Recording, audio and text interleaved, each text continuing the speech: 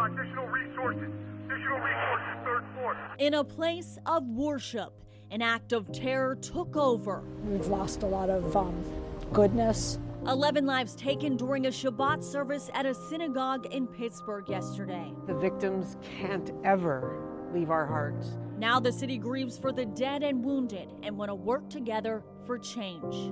We'll get through this darkest day of Pittsburgh's history by working together.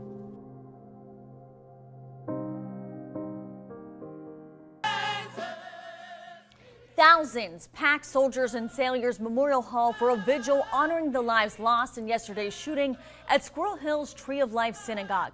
Here's a look at the Squirrel Hill community where yesterday's events took place, where 11 people were killed and multiple people were injured, including 4 police officers. Thanks for joining us tonight. I'm Jessie McDonough. We've also learned that U.S. Attorney General in Pittsburgh says he's seeking approval for the death penalty against the shooting suspect. CBS correspondent Hillary Lane reports on how the city of Pittsburgh is recovering from this hate crime. In a news conference this morning, officials announced the list of the 11 victims. They range in age from 54 to 97. Most of them are from the Pittsburgh area, especially the community of Squirrel Hill, where the shooting took place. 2 of them were brothers and 2 of them a husband and wife. There was also a police standoff yesterday between the suspect, Robert Bowers, and Pittsburgh police officers. 4 officers were injured. 3 of them were shot by Bowers. 1 was released today, 1 tomorrow, and 2 are still recovering. Their names have not been released yet.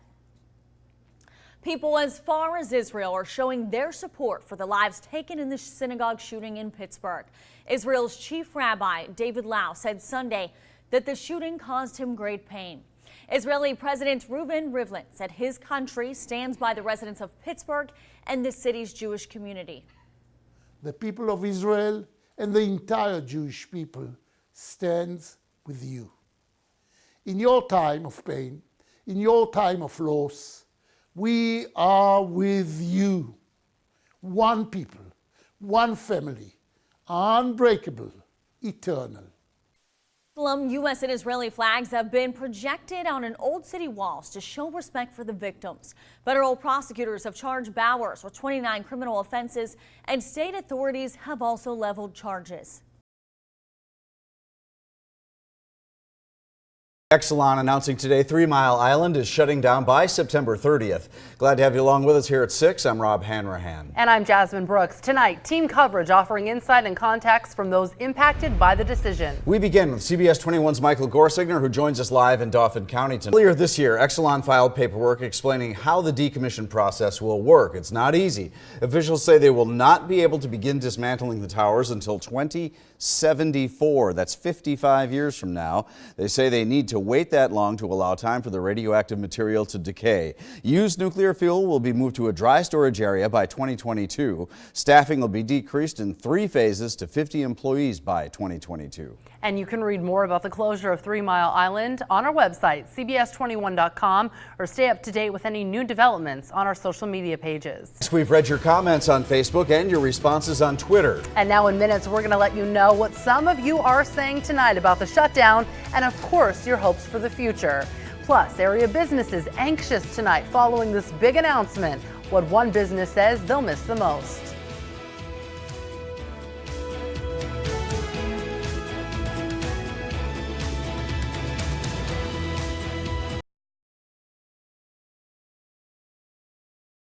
The pattern was abuse, deny, and cover up. 301 priests listed in 6 dioceses across the state. Officials covered up their criminal conduct, prioritizing their institution over the safety and welfare of these young boys and girls. 45 from the Diocese of Harrisburg.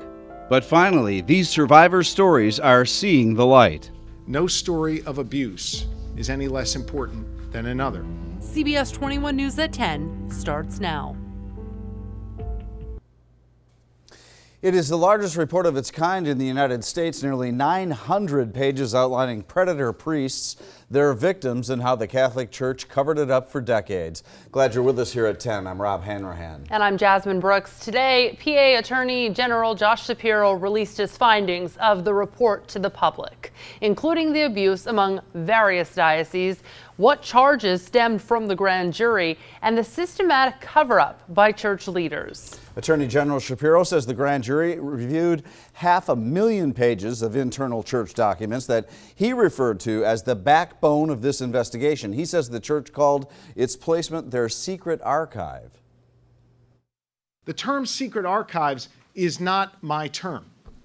It is how the church officials themselves referred to the troves of documents sitting in filing cabinets just feet from the bishops' desks.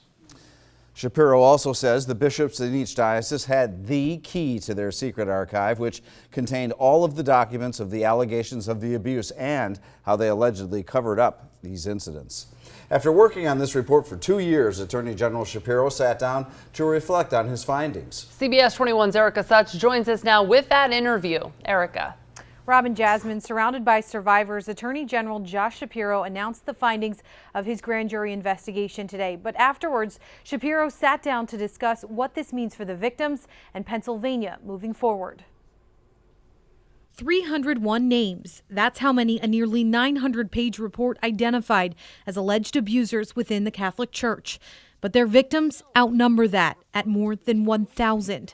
Many there today as the report was announced. Today was an important day for the survivors, my heroes. They got to share their truth for the first time. The Attorney General's findings laid out a 2-year investigation into sexual assault within the Catholic Church in 6 dioceses in PA that went on for decades. The detailed report Shapiro describes as graphic in nature. I think it's impossible for any human being to read this report and not be shocked. It's frankly shocking that the priests and the bishops and the monsignors and the cardinals knew about all this and weren't shocked and sought to cover it up. The grand jury made 4 recommendations: to create a civil window so older victims would be able to sue, create new language to clarify the penalties of not reporting abuse, get rid of confidentiality agreements, and also eliminate the statute of limitations for cases like this. No one should be out of reach of the law just because they happen to live a particularly long time. If you raped a child, you should be held accountable in a court of law. I wish that I could have charged all 301 predator priests, at least those who are still living. And while the report was announced today, Shapiro says helping victims doesn't stop here. This is very much an active and ongoing investigation.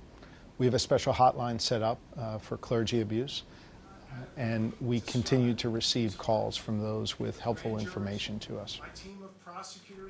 And you can find that hotline on our website and also a copy of the report. Just head to CBS21.com.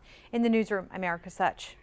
Thank you, Erica. And for the survivors of the abuse, today was one many thought would never happen. More than 1,000 child victims were identified in the report released today. Sharon Tell was there when the AG read the report.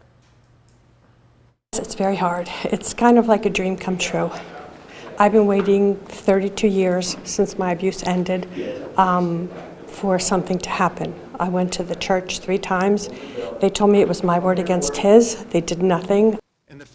Some of the priests' names in the report have died, but the Attorney General named them anyway because many of the victims are still alive. The report was released, but the fight is far from over. Attorney General Shapiro says some names were redacted and he wants their stories told and fully investigated. With the release of a redacted report, every redaction represents an incomplete story of abuse that deserves to be told. Shapiro added he and his team will be in state Supreme Court September 26th on those redacted cases. The report covers 6 state dioceses, including Harrisburg and Erie. The Erie Diocese had 41 offenders. Today, the Erie Catholic Diocese responded to the report. I humbly offer my sincere apology to each victim who has been violated by anyone affiliated with the Catholic Church. Attorney General Josh Shapiro noted in the news conference today that this bishop was the only one to testify in person to the grand jury. Bishop Lawrence Persico reportedly said the mishandling of the sex abuse claims made him angry and he wanted to do the right thing.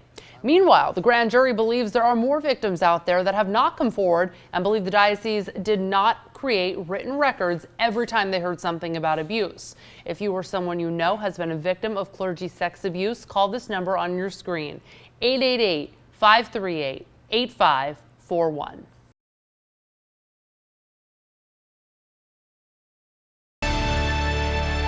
Most areas in our region have been impacted by severe weather all night. We're calling today a CBS 21 Weather Watch Day to make sure you're up to date on the weather patterns happening tonight in central Pennsylvania.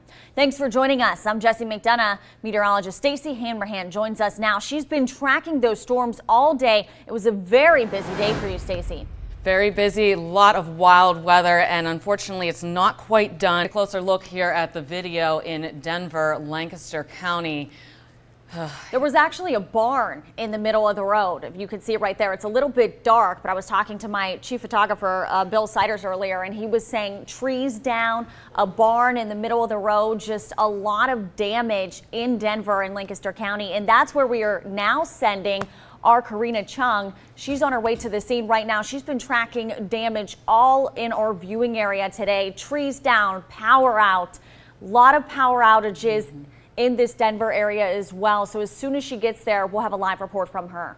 Thanks, Jesse. Here's a look at a major accident in Lebanon County. This happened on Interstate 81 near Jonestown. It was a tractor trailer crash, and we're told that by state police there in Johnstown that the coroner has been called to the crash. So actually, you're looking at that tractor trailer there. First reports are that it crossed over into oncoming lanes, and we do not know for sure that this had to do with the weather, but I can tell you that right in that area, multiple cells of severe weather went right over I-81 where that accident happened. And check out this enormous hail coming down in Greencastle, Franklin County. Thanks to Pennsylvania Weather Action for sending us this video. This was at 4:30 this afternoon.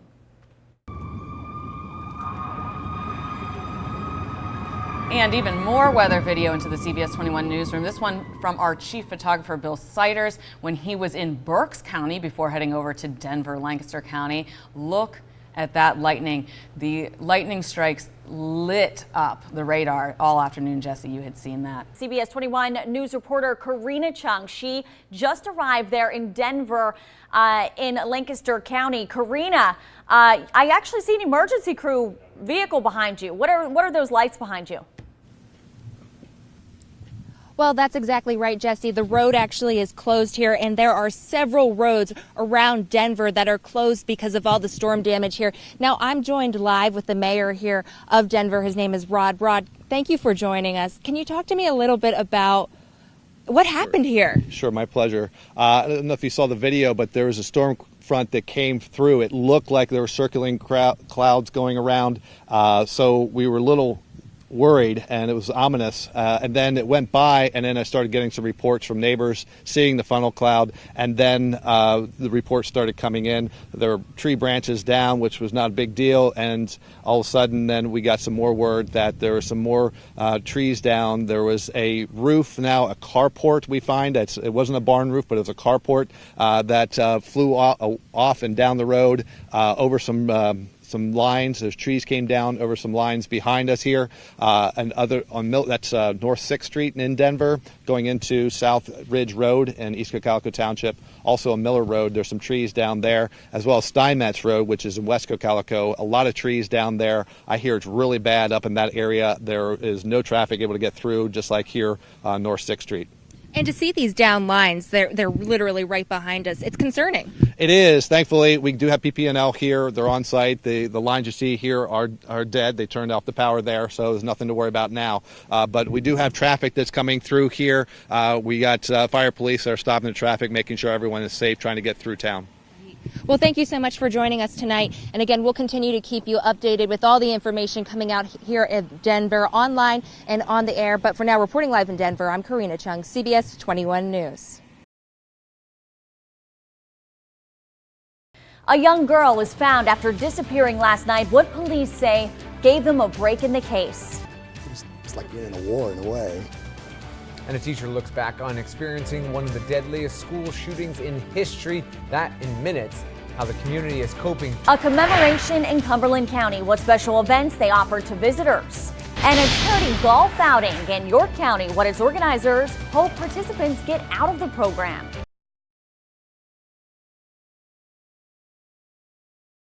Well, Chambersburg police are looking for the owner of some lost property found earlier today. Take a look. Maybe a large plastic bag containing 112 grams of marijuana, if you may have lost it. It was found in a street in a yard near South 4th Street and Paul Avenue. Chris claims that he wasn't there earlier today. We'll have to see about that. Police say the owner of the bag is welcome to come to the station and claim their property, maybe even claim a rightful seat right in the old clink. Today is April 20th, but some known as 420.